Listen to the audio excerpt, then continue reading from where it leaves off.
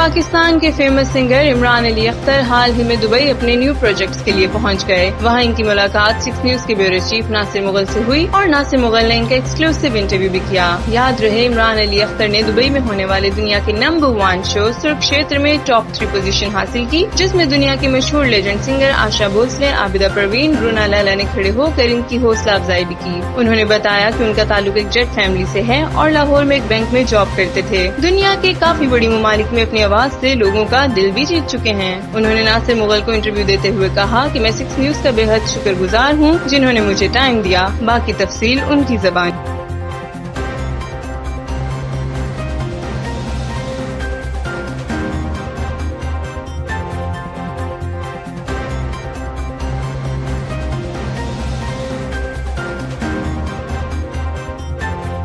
अस्सलाम वालेकुम, मैं हूं Nasir Mughal, 6 news Dubai UAE. आज हमारे साथ पाकिस्तान की शान मिस्टर इमरान, जो कि लाहौर से ताल्लुक़ रखते हैं और सिंगिंग में इनके क्या कहने हैं। सुर्ख क्षेत्र जो कि यूएई में हुआ था, जिसके चीफ थे, हेड थे आतिफ असलम, उन्होंने इनको सेलेक्ट किया लाहौर से। तो आइए मिलते हैं मिस्टर इमरान। अस्सलाम वालेकुम जी, कैसे हैं आप? ठीक ठाक अल्हम्दुलिल्लाह, आप सुनाइए। मैं बिल्कुल ठीक हूँ, अल्लाह पाक का शुक्र।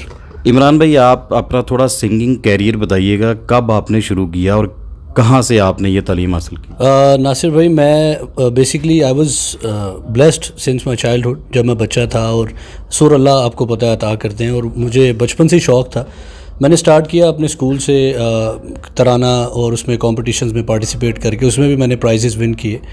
और उसके बाद फिर फर्दर ऑन ऐसे ही चलता रहा। But I was a student, तो पढ़ रहा था, स्टडी कर रहा था।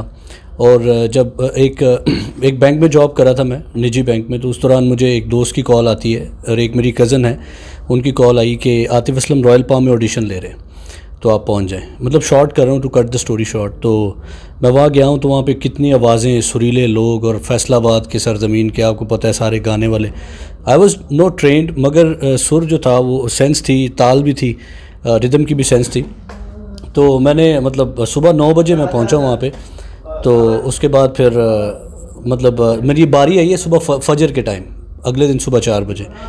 तो मैं बड़ा आई वाज लाइक वेट कर रहा हूँ, सर्दी का मौसम था, बाहर खड़ा हूँ, ना कुछ खाया ना पिया। और 4 बजे जी अंदर गए हैं रॉयल पाम में, होटल में। तो आतिफ असलम से पहली दफ़ा उनके सामने स्टार्ट किया। और रुस्तम फ़तेह अली ख़ान साहब कोच थे हमारे, जिन्होंने इस जर्नी में हमारा बहुत साथ दिया। तो आतिफ असलम ने बोला, जी आपका नाम, मैंने बताया जी इमरान, क्या गाएंगे? मैंने एक अच्छा गाना सुनाया, मतलब मेरा फेवरेट था पंजाबी। आप वहाँ जब उनके सामने गए, रुस्तम फ़तेह अली ख़ान साहब और आतिफ असलम, जो कि आजकल एक आइकॉन है पाकिस्तान के, और जब उनके साथ सामने आप जाके खड़े होते हैं, कंफ्यूज हुए थे कि नहीं? I was a bit confused, मतलब पहली बार एक सेलिब्रिटी पाकिस्तान के, आप जैसे आपने बोला आइकन है, तो उस वक्त मुझे लगा कि मतलब मैं पहले तो थोड़ा कंफ्यूज भी था और शाय फील कर रहा था कि मैं कैसे गाऊंगा। और उम्मीद थी आपको कि आप ये अचीवमेंट हासिल कर सकते हैं, विन आ सकते हैं? दिल में एक डेडिकेशन थी कि जब एक चीज़ आपको अल्लाह की तरफ से एक रास्ते पे आपको एक रास्ता मिलता है, तो मुझे लगा कि मुझे करना चाहिए। दिल से आवाज़ आई और मैं चला गया। और मैंने फिर अल्हम्दुलिल्लाह इस तरह गाया है कि आतिफ असलम ने उसी वक्त मुझे स्टैंडिंग ओवेशन दिया, पहले ऑडिशन में। ये शायद ऑन द रिकॉर्ड बात है या नहीं, ऑडिशन अगर यूट्यूब पे पढ़े हों। तो उसके बाद उन्होंने कहा, जी आप जा सकते हैं। मैं सुबह ऑफिस चला गया। अगले दिन फिर दोपहर को मुझे कॉल आती है, जी आपने ऑडिशन दिया था सुर्ख क्षेत्र के लिए, तो आपको दोबारा कॉल, मतलब सेकंड राउंड के लिए बुलाया जाएगा। मैं गया हूँ वहाँ पे, दो लड़के उन्होंने मतलब खड़े करके सुना कि जी आप क्या गाएंगे, आप क्या गाएंगे। तो उसके बाद फिर अल्हम्दुलिल्लाह ये था कि फ़ाइनल राउंड्स में मेरा सिलेक्शन हुआ। Then I selected in top 10 from Pakistani team, I was selected. तो उसके बाद दुबई आए, फिर यहाँ पे सारा कॉन्टेस्ट हुआ, उसमें फिर मैं टॉप 3 में था फ्रॉम द पाकिस्तानी टीम। मुलाजिम हुसैन, नबील शौकत अली और मैं था। और रुस्तम फ़तेह अली ख़ान साहब जिन्होंने हमें ट्रेन किया। आपको पता है इंडिया के अगेंस्ट गाना, it's not a small thing कि नहीं। मुझे ये बताएं, जब आप सेकंड डे आप गए, आपकी सिलेक्शन उस दिन हुई? जी सेकंड डे मेरी सिलेक्शन हुई थी, बिल्कुल। तो क्या उन्होंने आपको, क्या वो मेडल देते हैं, ये सर्टिफिकेट देते हैं कि आप सिलेक्ट हैं, आप हमारे साथ? आपको बताया गया था कि यूएई दुबई के अंदर ये होगा या कि पाकिस्तान में ही होगा? ये बताया गया था कि दुबई में ये सारा कॉन्टेस्ट हैपनिंग होगी इसकी, मगर ये मेडल वगैरह कुछ नहीं था। बस वर्बली उन्होंने कहा कि you are selected for this contest सुर्ख क्षेत्र। तो ये सिलेक्शन होने के बाद कितने दिन प्रोसेस में थे ये कि आप जब दुबई आए कि ये सब स्टार्ट होने का? अराउंड 6 मंथ्स हम लोग यहाँ स्टे किए यूएई में, और उसके दौरान रिकॉर्डिंग चलती रही। फिर ये अगले 6 महीने बाद जाके ऑनर आया था ये प्रोग्राम सुरक्षेत्र। फिर फाइनल के लिए दोबारा आए थे हम सुरक्षेत्र। आपको टॉप 3 जब ये एक लक़ब मिला, टॉप 3 में आप आए, उस वक्त क्या फील कर रहे थे आप? I was excited. और सबसे पहले जब फाइनल्स की बात करता हूँ, जब पाकिस्तान ने विन किया, जब नबील शौकत अली गा रहा था फाइनल में, तो हम लोग I was eliminated in the semifinals round. तो मैं पीछे, हम स्क्रीन पे जैसे पाकिस्तान इंडिया का वर्ल्ड कप मैच देखते हैं आप, उसी तरह की सिचुएशन थी। और मैं पाकिस्तान का झंडा लेके सबसे पहले स्टेज पे मैं भागा जब नबील की विनिंग अनाउंसमेंट हुई। तो उस वक्त मेरी, मतलब I can't explain in words कि मैं किस तरह का फीलिंग्स थी मेरी उस तरह की, कि पाकिस्तान जिंदाबाद के नारे। और बोनी कपूर ने मुझे बोला, भाई धीरज रखो, टीवी पे चल रहा है। आतिफ असलम का बिहेवियर आपके साथ कैसा था एज अ कोच? बहुत ही ज़्यादा, मतलब आप कह सकते हैं मोटिवेशनल उनका बिहेवियर था, कि वो हमें हमेशा मोटिवेट करते थे कि आपको ये करना है और तुम कर सकते हो, यू गाइज आर स्टार्स, आप लोग यहाँ तक पहुँच चुके हो और आप लोग स्टार हैं, आप अपने मुल्क को रिप्रेजेंट कर रहे हो, एक गाना गा दिया तो आप स्टार। पाकिस्तान के जजेस काफ़ी, पाकिस्तान के जो नामवर लेजेंड थे वो आते रहे, और वो तो आपके साथ, हाँ जी, उसके साथ साथ जो इंडियन लेजेंड थे आशा भोंसले, और जो ऑपोजिट था सुरेश वाटिका और हिमेश रेशमिया, हमेश रेशमानी, उनका आपके साथ क्या था कंपटीशन में? वो इस तरह कुछ डिसाइड करते थे, या कि वो ऑन द कैमरा वो ठीक थे? वो लोग, आशा जी तो स्पेशली हमारे साथ खड़े होकर बातचीत भी करती थी वो, और हमें बहुत ज़्यादा मोटिवेट करती थी। और वो कभी उन्होंने ये नहीं बोला कि आप, और वो पाकिस्तान को वैसे ही, ये अल्लाह की तरफ से करम नवाजी है कि वो मानते हैं कि जी पाकिस्तान की सरजमीन से बड़े बड़े अच्छी आवाज़ें जन्म लिया उन्होंने, जैसे बड़े ग़ुलाम अली ख़ान साहब, नुसरत फ़तेह अली ख़ान साहब, और बहुत बहुत बड़े नाम। और ग़ुलाम अली ख़ान साहब की वो बहुत मानने वाली थी आशा जी। और हिमेश भी हमें हमेशा इनकरेजमेंट देते थे, उन्होंने कभी ऐसी कोई बात नहीं की। ऑन द सेट्स आपको पता है, तो ऑन द कैमरा वो ऐसा क्यों तकरार करते थे? कि मतलब ऐसा क्या था? वो कंपटीशन चाहते थे या आतिफ असलम को नीचा दिखाना चाहते थे? उसमें क्या था? एक्चुअली आपको पता है इसका फॉर्मेट ऐसा था कि it was a competition between India and Pakistan. तो उसके फॉर्मेट को उन्होंने मलहूज़े खातिर रखना होता था कि अगर मैंने सुर में गाया है। और इस प्रोग्राम का सबसे एक मैं चीज़ मेंशन करना चाहूँगा नासिर भाई, कि इसका फॉर्मेट बड़ा टफ था, 0 या 10, बीच वाला कोई नंबर ही नहीं। आप यहाँ से हिसाब लगाएं कि कितना मुश्किल था कि आप अगर स्टार्ट करते हैं, आपको नहीं पता, हवा का काम है, गले में हल्की सी खराश आ जाती है, कोई सुर एक छोटा सा रह जाए, तो उस वक्त मतलब एक छोटा सा सुर गया तो हिमेश जी ने उसको मतलब एग्जैजरेट कर गया कि इसके सुर गए हैं तो गए हैं भाई, इसके सुर गए हैं। तो आतिफ बड़ा कूल माइंड हो गया, आपको पता है आतिफ असलम, उन्होंने कहा जी नहीं गए, इमरान तुमने अच्छा गाया है, इट्स ओके। तो जूरी की अच्छा इमरान भाई ये बताइए, इतना बड़ा ये पूरे वर्ल्ड में पहला शो था जो ऐसे देखा गया, जैसे कि जब पाकिस्तान और इंडिया का मैच होता है तब पूरी दुनिया रहती है, तो ये भी एक जंग थी, तो पाकिस्तान ने जीता।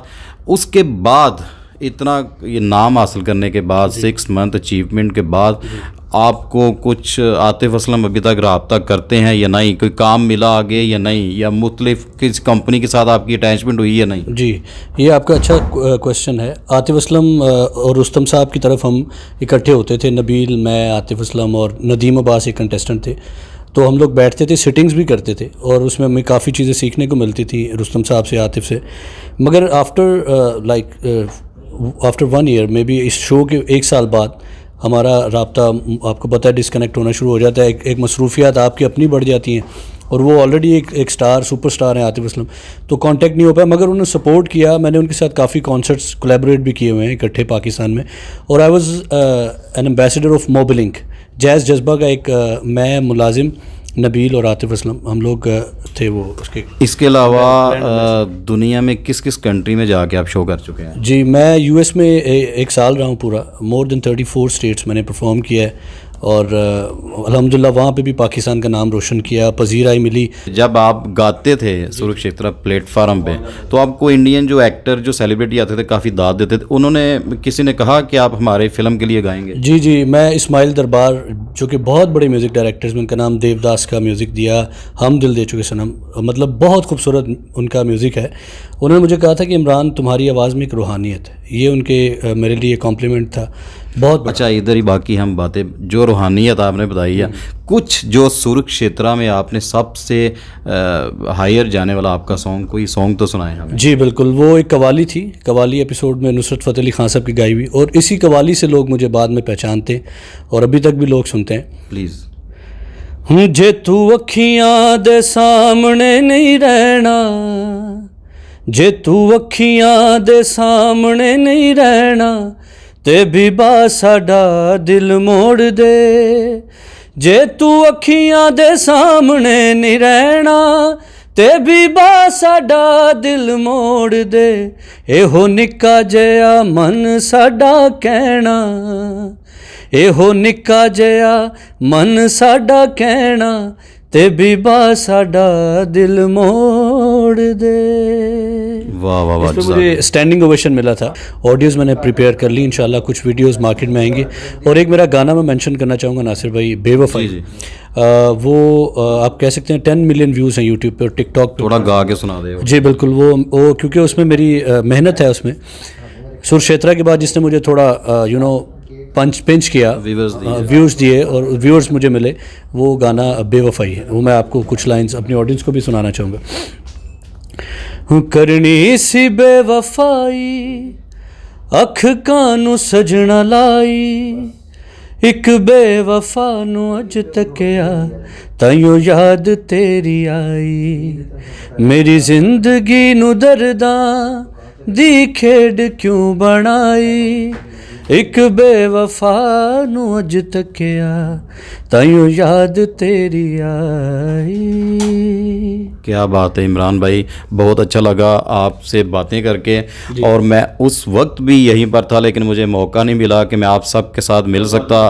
तो आतिफ असलम से काफ़ी दफ़ा मुलाकात हुई है, नबील से मुलाकात हुई है, आज आपसे मुलाकात की।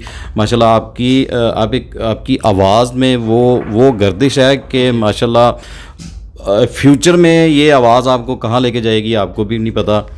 और बहुत सी बातें जो कि ऑडियंस को नहीं पता, उनको 6 न्यूज़ के थ्रू इंशाल्लाह पता चलेंगे।